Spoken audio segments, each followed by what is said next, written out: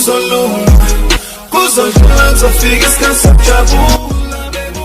Wala bafethu shapo kunjani ngithembe ukuthi negrand ngithembe ukuthi niyaphila ama uthi ke usanda kusijoina ku channel please ngicela wenze nje kulungile ulike i-video usubscribe ku channel okunye okubaleka kakhulu ukuciphisa i-notification bell ukuze mangifaka i-video uthole i-notification bafethu kudala yagcinana sekunesikhathi ngagcina ukwenza i-video la ku YouTube izathu kungenxa yedoho engilenzayo so isikhathi angisitholi esanele sokuthi ngenze ama video bafethu kuyakodwa ke sengibuyile bafethu namhlanje usuku olukhulu big day Orlando Pirates versus iMamelodi Sundowns engicabanga ukuthi lo umdlalo obaleka kakhulu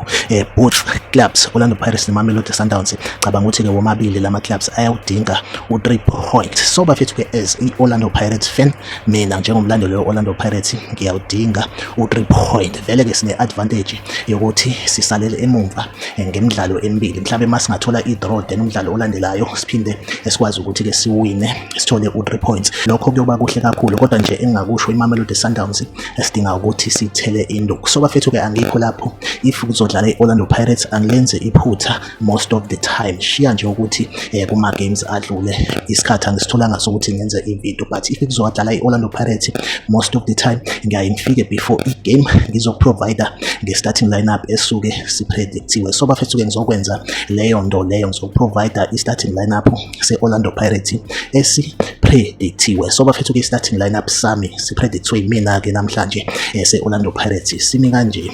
emapalini obviously number 1 goalkeeper i-Orlando Pirates uSipho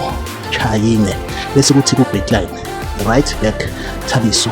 Lebitso then lapha ku left back kube uDion Hotto bese kuthi ke kwi center back sinombekezeli Mbokazi bese kuba uLebone Siyema then ke eswini kubafethu sibe noSihle Nduli kanjalo noSipho Master Chef Mbule bese kuthi ke umuntu oyi attacking midfielder kube uPatrick Tito Maswangani engimone enza kahle kuma games edlule singazi ke ngokuhamba kwesikhathi okanye kule game yanamhlanje so ngifaka uPatrick Maswangani as i-attacking midfielder then bafethu ke ku right winger ngifake Oswin Police bese kuthi ke ku left winger ngifake uTsepang Moremi then ke umuntu esigadla ngaye kube